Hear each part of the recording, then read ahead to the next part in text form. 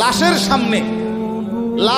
সামনে মুসলমান আজকে জানাজা, লাশ সামনে, এখানে দাঁড়াইয়া জিগায় খানাটা কোন দিন কইয়া লাইলে ভালো আছে কি? মানুষ কার জন্য শিক্ষালেন? এই মানুষগুলো তারা আজকে জিগায় খানাটা কোন দিন।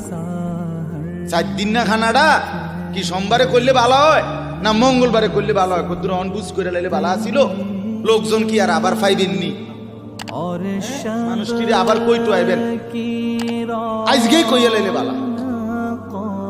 ফলে জানাজার লাশের সামনে দাঁড়াইয়া আগে কইয়ালায় সবাই খেয়াল রাখেন সোমবারে খানা। এর নাম দুনিয়া, এর নাম দুনিয়া। এই জন্য দুনিয়া বড়ই স্বার্থ,